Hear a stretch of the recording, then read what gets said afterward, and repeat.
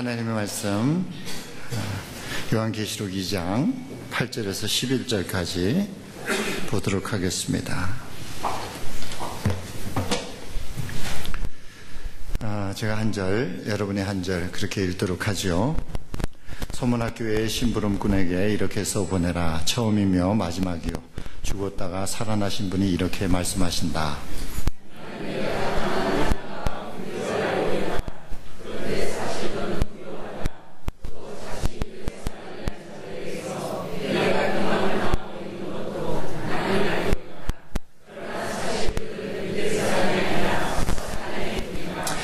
내가 장차받을 고난을 두려워하지 말아라. 보아라, 악마가 너희를 시험하여 넘어뜨리려고 너희 가운데서 몇 사람을 감옥에다 집어넣으려고 한다. 너희는 열흘 동안 환난을 당할 것이다. 죽도록 충성하여라. 그리하면 내가 생명의 멸류관을 너에게 주겠다. 귀가 있는 사람은 성령이 교회들에게 하시는 말씀을 들어라. 이기는 사람은 둘째 사망의 해를 받지 않을 것이다. 아멘. 어머님이 6년 전에 돌아가시고 아버님께서 3년 전에 돌아가셨습니다. 그래서 오형제가 한 자리에 모인 것은 3년 만에 한 자리에 모였습니다. 그런데 이번에는 우리가 미국에 온 지 40년이 되는 그 해를 기념하기 위해서 한 자리에 모인 것입니다. 40년 전에 미국에 올 때 저희 형이 21살이었고요. 제가 19살이었고, 셋째가 17살, 넷째가 15살, 막내가 11살이었습니다. 그러나 이제는 형이 작년에 환갑을 지냈고, 제가 59세이고, 셋째가 57세이고, 넷째가 55세이고, 막내가 51입니다. 형이 장로가 되었고, 제가 목사가 되었고, 셋째가 선교사가 되었고, 넷째가 안수집사가 되었고, 막내가 서리집사가 되었습니다. 어느덧 세월이 흘러서 모두가 다 인생을 마무리할 때가 되었다 하는 것을 우리가 느꼈습니다. 40년을 한자리에 앉아서 예배를 드리고 나서 40년을 돌아보면서 무엇이 가장 의미 있는 일인가를 우리가 함께 생각해 보았습니다. 사업을 일으키는 일도 중요하고, 또 가정을 세우는 일도 중요하고, 사회적으로 신용을 쌓는 일도 중요하지만, 우리가 이구동성으로 이야기한 것은 하나님의 나라의 일에 쓰임받는 것이 가장 중요한 일이다 하는 것을 우리가 이야기했습니다. 사업을 일으키는 일도 세상에서 끝나는 일이요, 가정을 세우는 일도 세상에서 끝나는 일이요, 사회적으로 신용을 쌓는 일도 이 세상에서 끝나는 일이기 때문입니다. 그러나 하나님의 나라는 영원하기 때문입니다. 구약에 기록되어 있는 다윗 왕국은 신약에서 이루어질 하나님의 나라의 모형적인 계시라고 볼 수가 있습니다. 다윗은 자신의 인생 마지막에 다윗 왕국을 세우는데 공을 세운 사람들의 이름을 기록하고 있습니다. 사무엘하 23장에 있는 그 이름들을 보면은요, 우리가 예상하지 않았던 사람, 전혀 예상하지 않았던 사람들이 그 명단에 들어가 있는 것을 보게 됩니다. 그런가 하면은 또 꼭 들어가야 되겠다, 들어갈 수밖에 없다고 생각하는 그런 사람이 그 명단에 빠져 있는 것을 보게 됩니다. 다윗이 자신의 죄를 감추기 위해서 우리아를 죽였습니다. 그런데 그 다윗 왕국을 세운 충성스러운 사람의 이름을 기록하는데 우리아의 이름이 들어가 있어요. 그리고 압살롬이 반역을 일으켰을 때 압살롬의 모사였던 아히도벨이라는 사람이 있는데 그 사람의 아들 엘리암이 그 명단에 들어가 있습니다. 그런데요, 평생 다윗 왕국의 총사령관을 한 요압이라는 사람은 그 명단에서 빠져 있는 것을 보게 됩니다. 자, 그러면 다윗이 구국 공신으로 기록한 사람들의 기준은 무엇일까요? 그 기준은 뛰어난 능력이나 지혜가 아니라 충성스러운 태도였다는 것입니다. 다윗은 37명의 그 다윗 왕국을 세울 때에 헌신한 그 공로자들을 기록하고 있는데요, 처음 3인에 대해서 길게 기록하고 있습니다. 근데 그 처음 사무엘에 대해서 이런 기록을 하고 있어요. 하루는 다윗의 영차가 아울람 굴에 있었고 적군인 블레셋 군대가 베들레헴에 진을 치고 있었습니다. 베들레헴은 다윗의 고향이자 다윗은 베들레헴에서 어린 시절을 보내고 자랐습니다. 다윗은 갑자기 베들레헴 성문 옆에 있는 시원한 우물물이 생각이 났습니다. 그래서 이렇게 말합니다. 사무엘하 23장 15절을 보면 누가 베들레헴 성문 곁에 있는 우물물을 나에게 길어다 주어 내가 마실 수 있도록 해주겠느냐, 그런 얘기를 합니다. 이 왕의 말을 들은 세 용사가 생명을 걸고 적진 진 속으로 들어가서 그 우물물을 길어다가 왕께 바칩니다. 다윗은 그들의 충성스러운 그 행동에 감격을 해서 그 물을 차마 마시지 못하고 그 물을 하나님께 부어드립니다. 그리고 자신의 행동을 부끄러워하면서 이렇게 말합니다. 사무엘하 23장 17절 말씀입니다. 주님, 이 물을 제가 어찌 감히 마시겠습니까? 이것은 목숨을 걸고 다녀온 세 용사의 피가 아닙니까? 라고 고백을 합니다. 여러분 가만히 생각해 보세요. 이게 얼마나 어리석은 사람들인지 모릅니다. 그러나 다윗 왕국은 이렇게 어리석은 사람들, 어리석을 정도로 충성된 사람들에 의해서 세워졌다는 것입니다.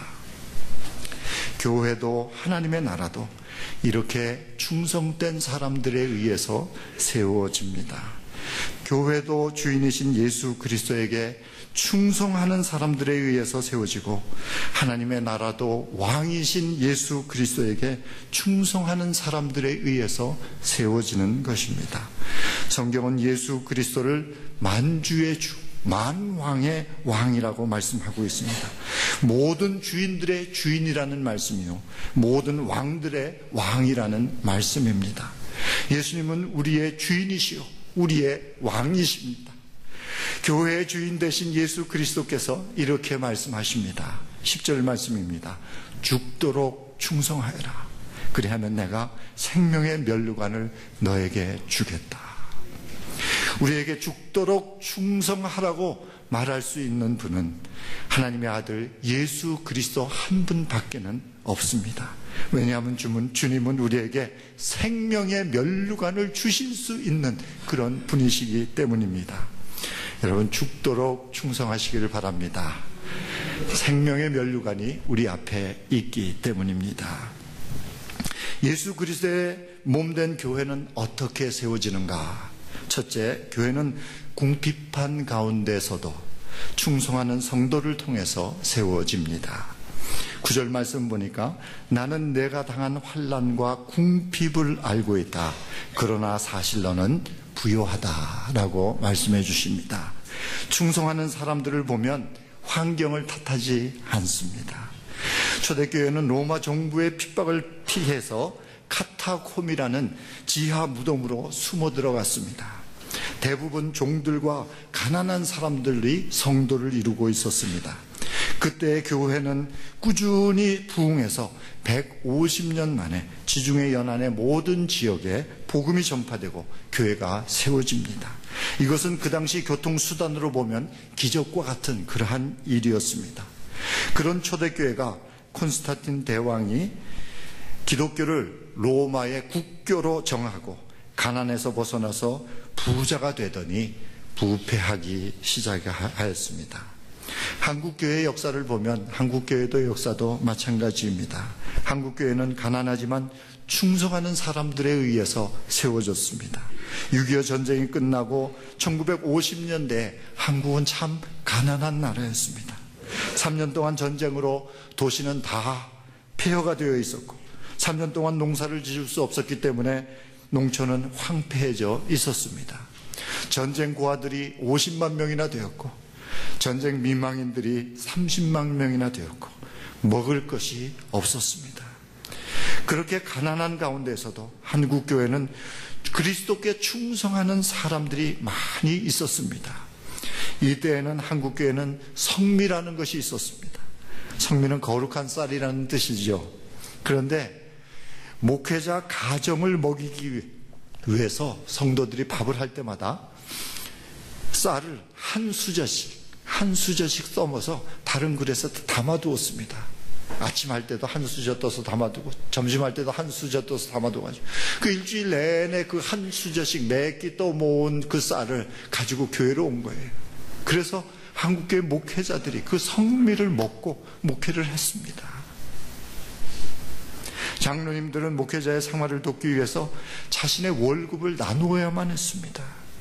이런 가운데서도 한국교회는 선교사를 외국으로 파송했어요. 한국교회가 부흥한 것은 우연한 일이 아닙니다. 이렇게 가난한 가운데에서도 주님께 충성한 많은 성도들에 의해서 한국교회가 세워진 것입니다. 지금의 중국교회도 마찬가지입니다. 중국교회는 지난 60년 동안 경제적으로 가난했을 뿐만 아니라 공산당의 핍박으로 인하여 10년까지도 몹시 가난해져 있는 그런 상태였습니다. 모든 환경이 오직 하나님만을 의지할 수밖에 없는 그런 상황이었습니다. 그들은 심한 가난 가운데에서도 주님께 충성하였고, 그래서 중국교회는 지난 반세기 동안 50배, 100배의 부흥을 이루게 된 것을 우리는 목격하게 됩니다. 교회 역사를 보면 교회는 항상 부할 때보다는 가난할 때에 더 부흥했다는 사실을 우리가 알 수가 있습니다. 이런 기독교 역사를 보면서 우리가 깨닫는 것은 우리가 가난할 때가 주님께 충성할 수 있는 기회라는 것입니다. 여러분, 가난할 때 충성하지 못하면 충성하기 힘듭니다. 내가 경제적으로 어려울 때 여러분 주님 앞에 충성하셔야 돼요. 주님께서는 과부가 자기 전 재산을 헌금하는 것을 보시고 말리지 않으셨어요. 오히려 칭찬을 하셨습니다. 그녀에게 생명의 면류관을 주실 수 있기 때문이었습니다. 엘리야가 하나님의 인도하심을 따라서 사렙다 과부의 집을 찾아갔을 때 그 과부에게는 한 끼 양식밖에 없었어요. 자기 아들하고, 하나밖에 없는 아들하고 이 과부가 한 끼 먹을 수 있는 양식밖에 없었어요. 그랬는데 엘리야는 그 한 끼 양식을 자기에게 달라고 요구를 합니다. 상식적으로 생각해 보면 이해가 되지 않는 이야기죠. 그러나 엘리야는 그 한 끼, 마지막 한 끼 식량을 달라고 해서 혼자 먹어 치웁니다. 어떻게 그럴 수 있습니까? 단 한 가지 경우에 그럴 수가 있습니다. 더 좋은 것을 줄 수 있을 때에 그럴 수 있습니다. 10절 말씀 보니까 죽도록 충성하여라. 그리하면 내가 생명의 면류관을 내게 주겠다. 우리에게 죽도록 충성하라고 말할 수 있는 분은 하나님의 아들 예수 그리스도 한 분밖에는 없습니다. 왜냐하면 주님은 우리에게 우리의 생명보다도 더 귀한, 더 가치 있는 생명의 면류관을 우리에게 주실 수 있기 때문입니다. 예수 그리스도의 몸된 교회는 어떻게 세워지는가? 첫째, 교회는 궁핍한 가운데에서도 충성하는 성도를 통해서 세워집니다. 둘째, 교회는 비방을 당하면서도 충성하는 성도를 통해서 세워집니다. 9절 말씀 보니까 또 자칭 유대 사람이라는 자들에게서 내가 비방을 당하고 있는 것도 나는 알고 있다. 그러나 사실 그들은 유대 사람이 아니라 사탄의 무리이다. 우리는 모두가 다 죄인입니다. 성경은 죄의 시작이 피조물인 인간이 창조주이신 하나님 노릇을 하려고 한 것이라고 말씀하고 있습니다. 그러므로 우리 안에는 하나님 노릇하려는 마음이 있어요. 이게 죄성입니다. 그래서 서로 비판하고 비방하는 것은 당연한 죄인들의 모습입니다. 그래서 사람이 모인 곳이면 어디든지 예외가 없습니다. 그래서 서로 비방하고 서로 다투고 싸우고 그러다가 분열하게 됩니다. 교회도 예외가 아닙니다. 교회도 여전히 사람들, 죄인들의 모임이기 때문입니다. 그래서 서로 비방하고 다투고 분열합니다. 그러나 성경이 말씀하고 있는 교회의 목적은 분열이 아니라 하나